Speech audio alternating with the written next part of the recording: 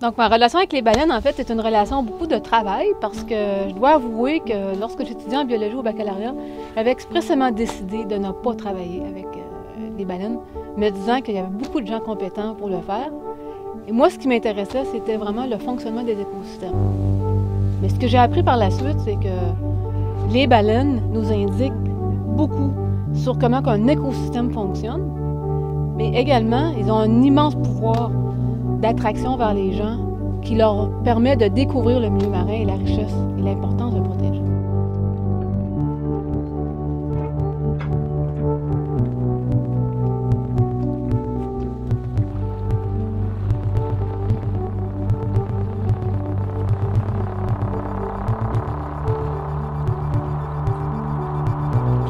Le parc marin de Saguenay-Saint-Laurent était un projet qui a commencé à être planifié dans les années 70. Le réseau des aires marines protégées au Canada vise à représenter la diversité des milieux marins au Canada. Et puis, ici, dans la région du fjord du Saguenay et dans l'estuaire du Saint-Laurent, en raison de la richesse biologique, le secteur avait été identifié comme étant un secteur d'intérêt. Mais c'est vraiment la situation du beluga qui a fait en sorte que le projet a été de l'avant.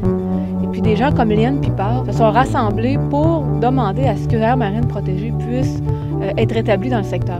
Finalement, en 1998, ça s'est réalisé. Et c'est une des premières aires marines protégées au Canada.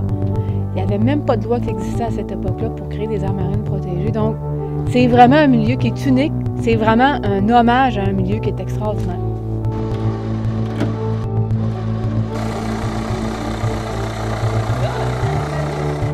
Depuis quelques années, nous avons mis en place un suivi des proies. C'est un projet qui vise à mieux comprendre la raison pour laquelle les mammifères marins viennent ici. On sait qu'ils viennent pour s'alimenter, mais on cherche à comprendre quel type de proie les attire, quel type de proie les retient, comment ces proies varient et comment est-ce que les espèces de prédateurs vont varier également.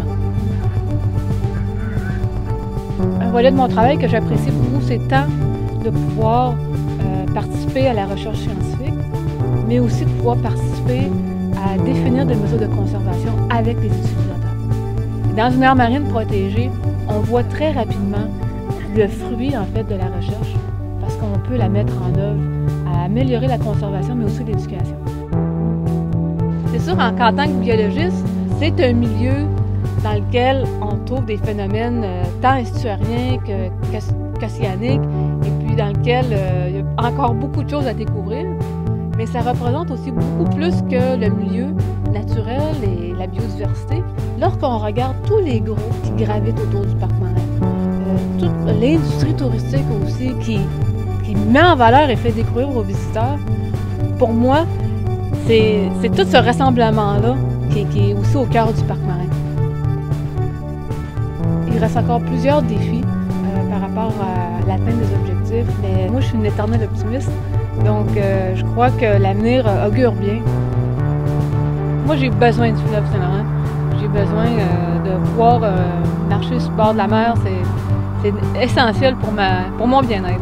J'aime pouvoir être sur les bateaux, j'aime les gens de la mer, les capitaines, tout ce qui gravite autour du milieu marin. Je suis bien heureuse d'être un être humain qui peut admirer ces animaux tout à fait fascinants.